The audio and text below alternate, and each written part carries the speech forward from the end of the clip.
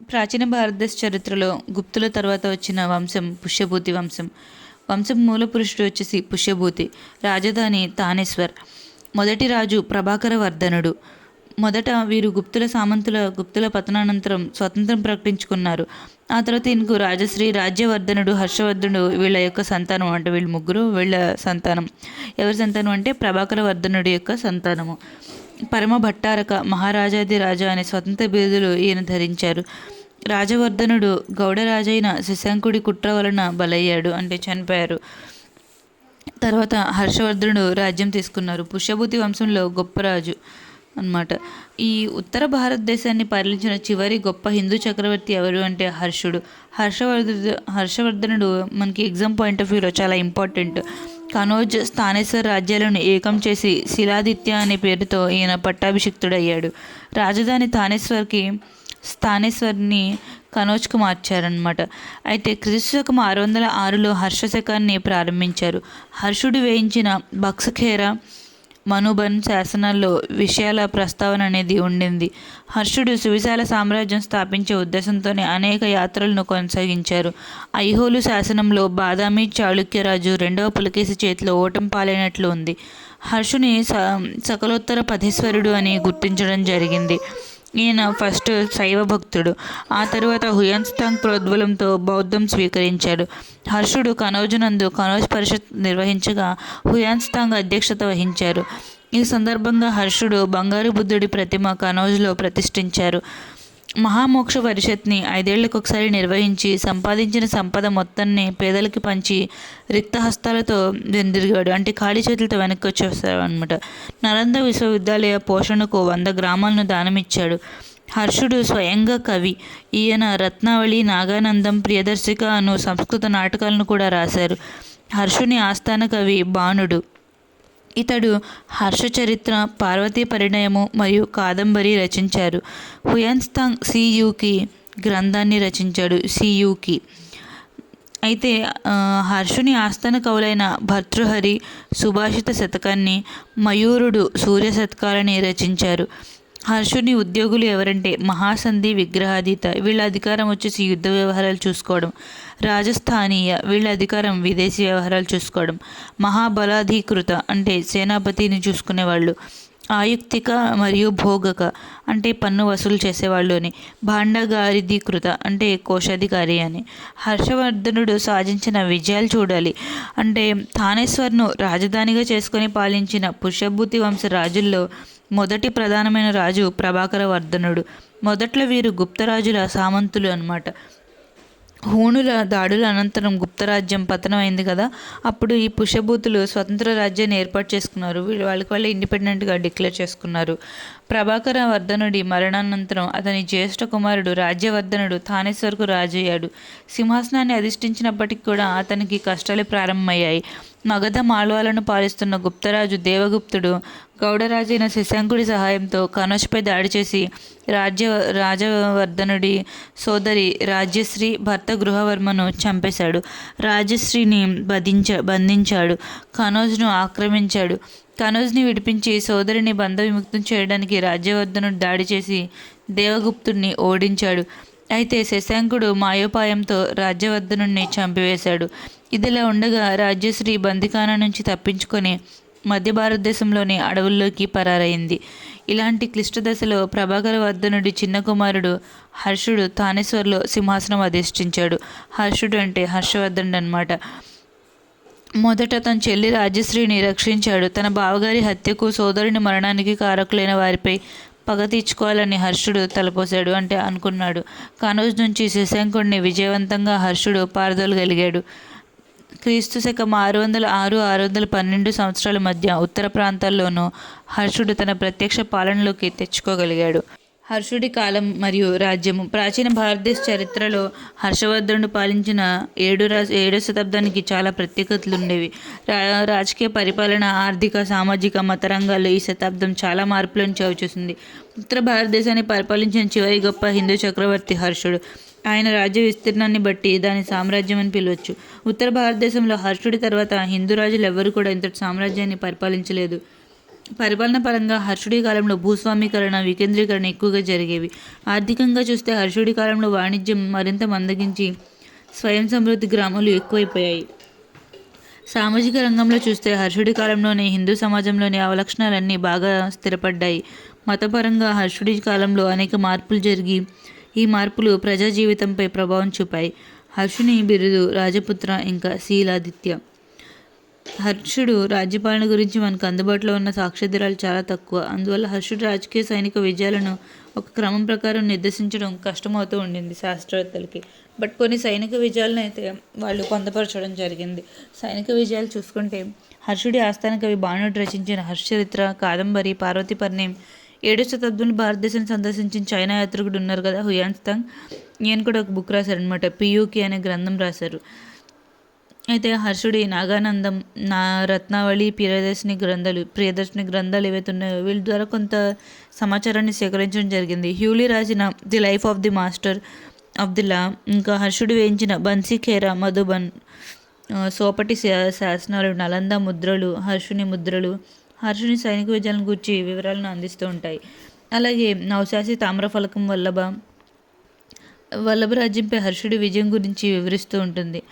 నవశాసి తామ్రఫలకం వల్లభరాజ్యంపై హర్షుడు విజయం యొక్క వివరణను ఇస్తూ ఉంటుంది. అలాగే మాళ్వరాజు శశాంకుడిపై హర్షుడు మొదట దాడి చేసి కనౌజ్ నుంచి తరిమేశాడు.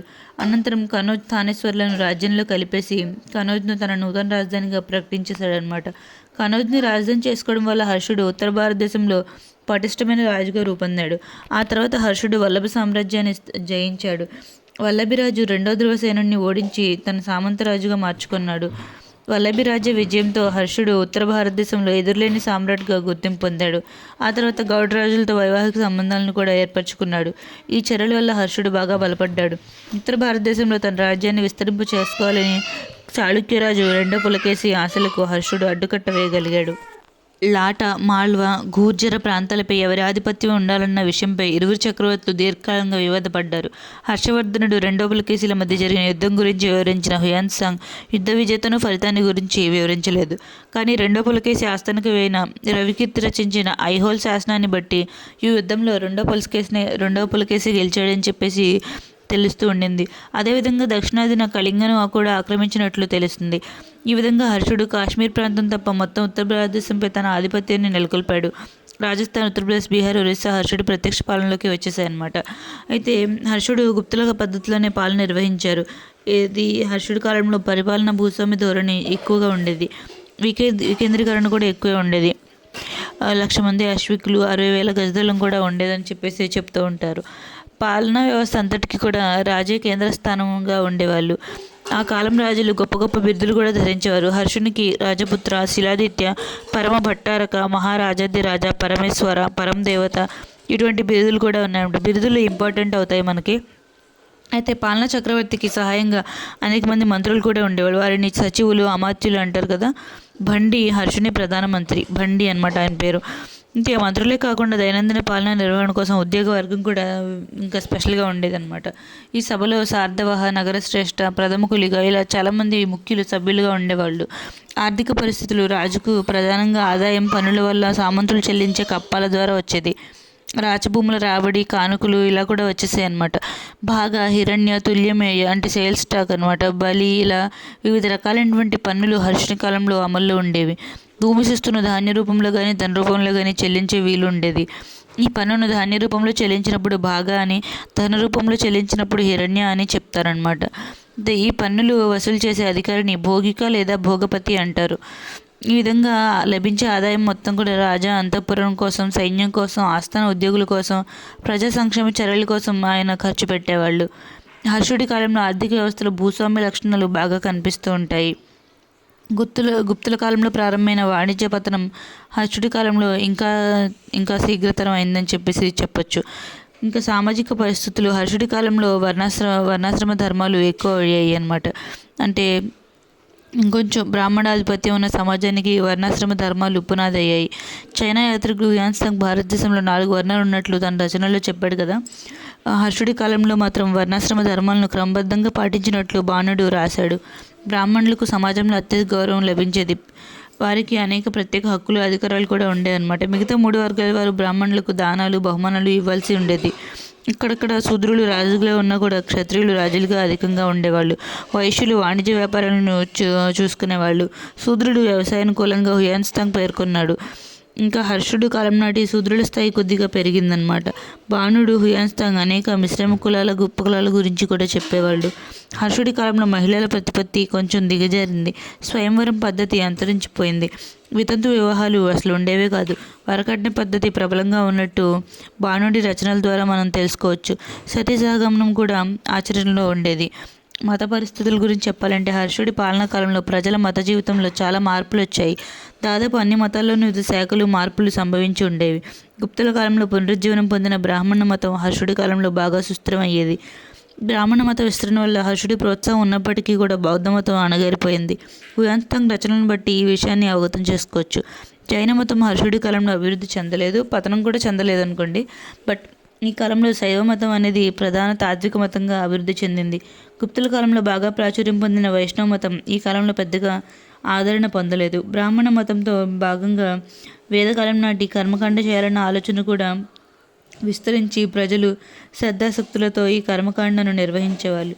హర్షుడు సర్వమత సహనమూర్తి అనమాట. అంటే ప్రథమంలో శివభక్తుడు అయినా సరే కూడా అతను సూర్యుడిని కూడా ఆరాధించేవారు. తర్వాత మహాయాన బౌద్ధమతం వైపు ఆకర్షితుడయ్యాడు. ఈ మత వ్యాప్తికి అతడు కొంత దోహదం కూడా చేశాడు, అంటే కొంత కృషి చేశాడు. ఎన్నో పెద్ద బౌద్ధ స్తూపాలను, ఆరామాలను, చైత్యాలను కూడా కట్టించారు. జంతువధను నిషేధించారు. ఎందరో బౌద్ధ భిక్షువులకు, సంఘాలకు దాన ధర్మాలు చేశారు. హుయాన్సాంగ్ అధ్యక్షన క్రీస్తకం 643లో కనోజ్లో మహాయాన పరిషత్తును నిర్వహించారు. ఈ విధంగా బౌద్ధ మతాభివృద్ధికి సహాయపడి తన రాజ్యంలో ఇతర మతాల అభివృద్ధికి అడ్డుకట్ట కూడా వేయలేదు. బట్ బౌద్ధ మతానికి మాత్రం చాలా హెల్ప్ చేశారు. అలాగే అభివృద్ధి చేయడానికి కూడా చాలా వరకు కృషి చేశారు. న్యాయపాలన గురించి చెప్పాలంటే న్యాయపాలన విధానంలో కొన్ని మూఢనమ్మకాలు కూడా ఉండేవి. దివ్య పరీక్షల ద్వారా న్యాయ నిరూపణకు పూనుకునేవాళ్ళు. శిక్షలు కఠినంగా ఉండేవి. నేర స్వభావం, దాని ప్రభావం, పరిణామాలను దృష్టిలో పెట్టుకుని నేరస్తులకు శిక్షలు వేసేవాళ్ళు. మరణశిక్షలు లేవు, కానీ దేశద్రోహానికి యావజ్జీవ కారాగార శిక్ష మాత్రం ఉండేది. దేశంలో ప్రజలు శాంతిప్రియులని, రుజువర్తనులని, ధర్మ స్వభావులని హుయాన్సాంగ్ పొగిడినప్పటికీ అతను దోపిడీకి గురి కావడం జరిగింది. ఇది గమనించదగ్గ విషయం అన్నమాట. మహామోక్ష పరిషత్ గురించి చెప్పాలంటే ప్రతి 5 ఏళ్లకు ఒకసారి హర్షుడు ప్రయాగ దగ్గర మహామోక్ష పరిషత్ నిర్వహిస్తాడని హుయాన్సాంగ్ రాశారు. క్రీస్తకం 643 సంవత్సరంలో జరిపిన ఈ మహామోక్ష పరిషత్ 6ది.